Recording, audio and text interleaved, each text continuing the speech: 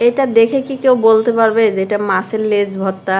মাছের লেজ আনলে পরে দেখা যায় রান্না করলে কেউ খাইতেই চায় না কাটা বাছার ভয়ে।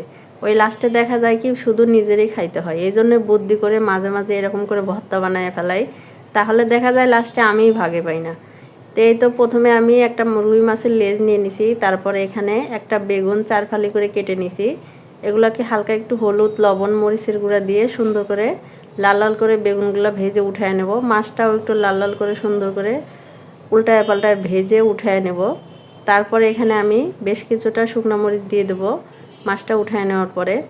ভিডিওটা যদি ভালো লাগে অবশ্যই শেয়ার করে দিবেন, আর ভালো লাগলে লাইক কমেন্ট শেয়ার করে সবাই পাশে থাকবেন। যারা পেজে নতুন আছেন অবশ্যই পেজটা ফলো দিয়ে পাশে থাকবেন।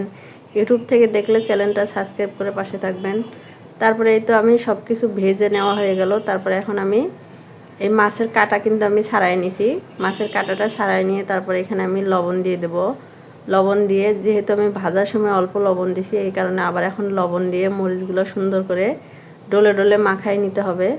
মরিচ পেঁয়াজ সব কিছু মাখায় নেওয়ার পরে এগুলো কিন্তু আমার অনেকটা ঠান্ডা হয়ে গেছে, যেহেতু কাঁটা ছাড়াইতে একটু সময় লাগছে। তারপরে বেগুন আর মাছগুলো সুন্দর করে এইভাবে মাখায় নিয়ে এখন শুধু একটু সরিষার তেল দিতে হবে। সরিষার তেল ছাড়া তো ভর্তা খাওয়া জমবেই না। তো একটু সরিষার তেল দিয়ে এখন সুন্দর করে মাখায়া গরম গরম ভাতের সাথে খাওয়ার জন্য কিন্তু রেডি।